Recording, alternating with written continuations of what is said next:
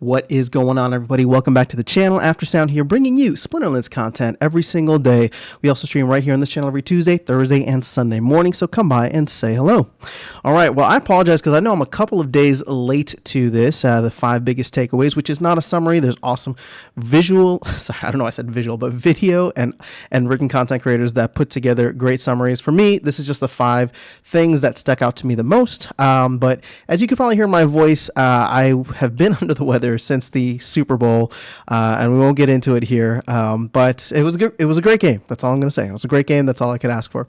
And so it's been a rough couple of days, but I'm excited to talk about the town hall. I'm actually going to keep this short and sweet for several reasons. One of which you can probably still tell that I'm not 100%, but also with this town hall, there wasn't like much. So Matt came on, which is nice. It's always nice to see Matt, but there wasn't anything in terms of like concrete information, no like land white paper, no dates, no no posts, nothing like that.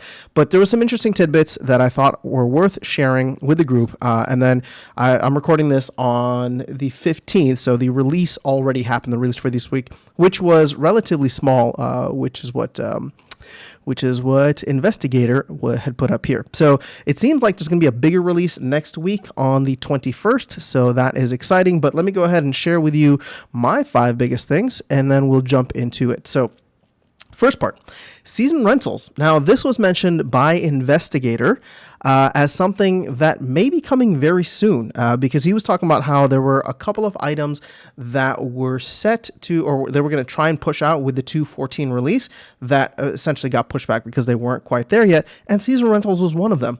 Now, I don't know if that meant season rentals are coming like next week, but it's nice to know that they are very much around the corner, or so it seems, because I was thinking like, probably sometime in March, like mid to late March. We hadn't heard anything else about it. But ultimately, this is something that I have been waiting for, because, again, just the idea of getting rentals canceled on you and having to go shop and whatever, to me, I think this is going to set a much better baseline in the market. And as for somebody who doesn't normally rent, I think that this would actually encourage me to do so, knowing that I would be guaranteed for the rest of the season and not have to worry about X, Y, and Z. So I'm very much looking forward to this. Again, there's no concrete date on it, but if they were trying to get it out for the 2.14 release, my hope is that we can get this by the end of February, as we do have 2 more releases, the 21st and the 28th. Okay, a couple of land ones now. And like I said, Matt came on to do some Q&A for land, which was great. The first thing he mentioned, which is the second point here, land 1.5 is kind of targeted for the end of Q2. Now, for those who may not be familiar, land phase 1, which is going to be the surveying period, or the surveying portion, is set to hopefully be done by the end of Q1. There's, I think we have like the map enhancements, and then we have surveying, right? So that's what's essentially left. So if we get that by the end of Q1, by the end of Q2, we'll be at like this land phase 1.5, and then hopefully land phase 2 completed by the 3rd or 4th quarter later this year, which is something that I've been alluding to on live streams and in other videos. To me, the way that they're approaching this whole agile thing is we're probably going to get little chunks, bits and pieces every week or every couple of weeks, maybe every month. So it's not just going to be like land phase 2 is delivered in one set manner, and then all of a sudden, we have to wait between now and the end of Q3, like September or something. But instead, what it seems like, they're going to break this down into manageable chunks, and we're going to get different things. Now, one of the interesting things he mentioned for land phase 1.5 was the ability to start doing things with your land. Now, you won't be able to start producing resources and all that, but there was one specific item which he mentioned, which again, it's not concrete, but the thought was, maybe you'll be able to start staking your monsters, right? Getting monsters to start working your land, and doing so would allow you to continue earning the SPS, because right now you are earning SPS just for holding land. That's all you need to do. And that is not how it was designed. As we know from the previous land town hall, the SPS is going to be set aside for people who build arenas that will host the battles, right? That will host the ranked battles. And so if you build arenas, you'll start to dip into that land pool, which means not all land will be eligible for it. So, that's going to be Whenever that happens, that's going to be an interesting thing to see how many people decide to kind of focus on building arenas.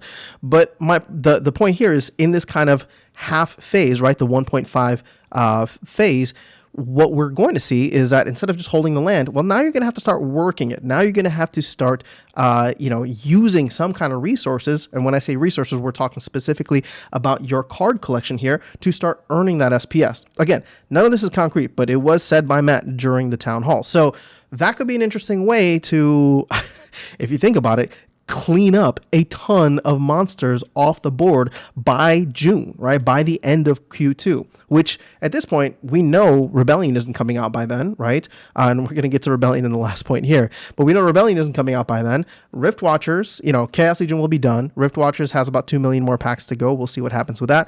There's talk of that mini set, which again is not, or, the promo set, which is not set in stone. But that could be something interesting to pay attention to as we round the quarter, round the end of the quarter here and get into Q2 coming up in April. So number 3, this is another point that, that I thought was worth mentioning here, just because Matt took the time to really get into it. But he was saying that, land is going to take years to develop. He specifically said, literally, right, that what he does not want is for a bunch of whales to be able to come in, spend a bunch of money, and be able to start minting items and spells and then just dump them on the market, or just kind of have a chokehold on it. So that's kind of what he said. I know I'm paraphrasing it instead of word for word, but I'm paraphrasing it, and it makes me think of guilds. Because guilds have both a cost element, financial element, as well as a time element, right? With the whole crown. So you need to be doing something to earn crowns. So I've always thought that land should probably be the same way, because it should be rewarding people for the time that they're putting into the game and not just something that is money. That's something that's, the money thing is already dominated by people who play in ranked battles, right? You can come in, buy your way to the top. Now I'm liking the fact that reward cards and gladiator cards are starting to play a bigger role and will be helpful for people who do have those cards and have been around for a while. So it does show that proof of time, as Aggie likes to talk about. But when looking at land, I think if you follow the model of guilds, and I think the team will probably at least take that into account, there will need to be some kind of element there. So there will be a reason for you to start working on your land early and start developing things. Now, I don't know if it's going to be crowns. It might be a crown equivalent on land, but that is my guess, right? And again, I have no idea, and Matt hasn't even talked about that specifically. But when I hear something like that, land is going to take years to develop, and whales won't be able to just come in and buy their way to the top. That to me signals there's going to be some kind of time element in it. And I know they talked about time crystals and being able to spend a little bit more, right, to get your buildings created very quickly or to reduce the time for your buildings. But even then, he's talking about that. Even then, they don't want it to just be dominated by whales. So again, the crowns thing for guilds represents the best way to do that for me, or at least in my opinion. Again, it's not going to be crowns itself, but it'll be like a crown equivalent for land. So just thought I would point that out here. Okay, the other thing Matt mentioned was a potential proposal upcoming to reduce the voucher print rate. Now, as it stands, we have 40,000 vouchers that are printed every day, which are 20,000 for SPS holders, or SPS stakers, I should say, and 20,000 for node license holders. And he actually addressed the point head on, because he's like, well, one of the common feedback that he would get to this is, well, why not just increase the price of vouchers for certain things, right? So if you were going to price something in vouchers for, one voucher, why not double it to 2 then for anything in the future? And he said, that's fine, but there's also been a lot of other things that have already been priced in, single vouchers or whatever the case is. And when I think about it just off the top of my head, it's just like, okay, packs, that's fine. But Rebellion, they can change that. For future, mini sets, they could change that. For future tower defense packs, they could change that too. Again, I don't know if it's like they're trying to do this as a short-term play or as a long-term play. I'm actually quite torn about this, because I obviously hold SPS and I hold node licenses, and the idea of reducing the print to me sucks, because at the end of the day, you're only affecting the supply side we're not really attacking the demand side with this. And sure, I know that the team has plans to introduce a lot more demand for things with guild alliances, with land, with potential future projects, whatever the case is. These quarterly reward card or quarterly promo cards, there will probably be these upcoming voucher syncs, right, and voucher demand. But ultimately, I don't like the idea of it because it just feels like it's taking away. So I'll be curious to see if and when that comes out, what the general sentiment is. Again, I'm not, even though my initial reaction is negative, I kind of want to see where the discourse goes and where, hopefully if the team is going to talk about this, and if Matt, makes a post just like they do, a pre-proposal post, what he'll talk about is some of the numbers that the team is looking at, which they, maybe they're only privy to, that he can say like, here's the upcoming demand, right? Because we've done a lot of voucher analysis here, and there's a ton of vouchers, right? And there's going to be a ton more vouchers that are printed every day. So I'm not necessarily against it for the long-term health. It's just, I don't want to do that. And then it's going to take like another year or two for actual voucher demand to come in, because we've played that game before, right? We've heard a lot of, stuff is coming soon, and then it doesn't. And then we just kind of, the economy just kind of suffers. So that'll be a big thing in the future that I will be watching for and try to do as an objective analysis as I can before making any kind of decision. But I'm curious to know, for people here, how do you feel about that just off the bat? And then number 5, this is something, again, this is all tentative, right? But Aggie actually mentioned, he didn't say rebellion, but he did say that, again, this is Aggie being chief FOMO officer. So shout out to him. He's got to do his thing. But he was talking about how there's going to be, once Chaos Legion is out of print at the end of next month at the latest, right? The promo set that he's working on is still kind of up in the air. And there's not going to be any other cards. The Soulbound War cards are in the mix right now. There's not going to be any other cards available potentially until September. So what that signals to me is that July is out the book, August is out the book, and September is already kind of being primed as the time frame for when we can expect Rebellion. Again, he didn't say Rebellion, and he could definitely be referring to maybe a mini set that comes in. And that could still come in Q2, right? I think that's what they were initially planning, but obviously that's not going to be the biggest or the most or not the biggest or most significant of sets. Also, something that wasn't mentioned was the fact that there's still 2 million Riftwatcher packs that need to be eaten up. But again, that's not a significant amount of cards if you think about it. So when the reason he's talking about this is because if we're going to get all these land things, right? So for example, land phase 1.5 being out by the end of Q2, there could be like a whole entire quarter, at least several months, where we have land where you need to start working it with monsters, and there's just no new cards available for a certain time frame. And again, if I'm the team, this is exactly what they're trying to do. Right? They've said their playbook from the beginning. They want there to be periods of time between sets so that asset prices can appreciate in value. And I think that's why they're kind of playing it somewhat fast and loose with, well, Rebellion's going to come out when it's going to come out, because we want to see how crazy things can get, how much attention, how much marketing can be done, because asset prices are starting to spike.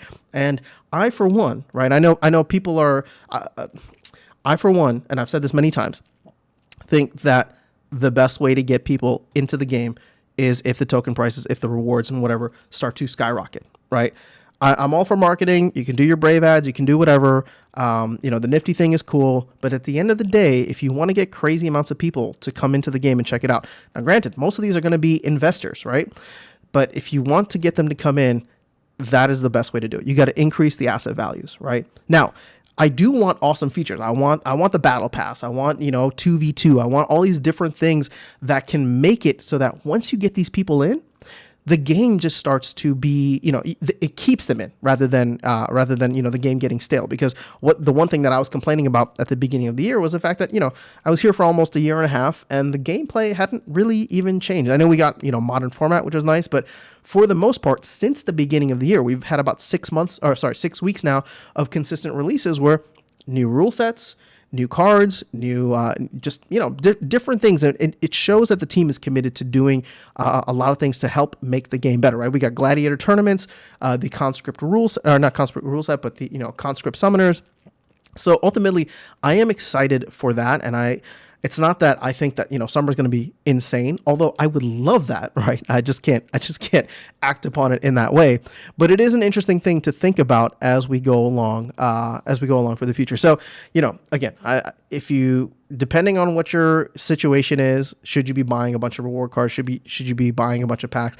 I don't know. I mean, there's still a lot of cards out there, in my opinion, that will need to be eaten up. But maybe for a separate video, we can kind of look at what that would be for something like land phase 1.5. So we'll save that for a future video. Just any little bonus thing here. I know I didn't have anything specific, but you can see some eye candy here from Nate about what land is going to look like once you can start actually working your lands or your plots.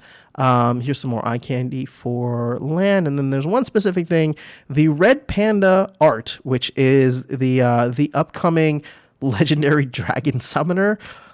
I mean, I don't get it. I mean, okay, so Nate actually made a comment and said something along the lines. He's like, if Biz, who won this one, if Biz wins the Dragon Summoner next when Rebellion comes out, and just keeps on making cute whatever, Nate's gonna lose his mind, right?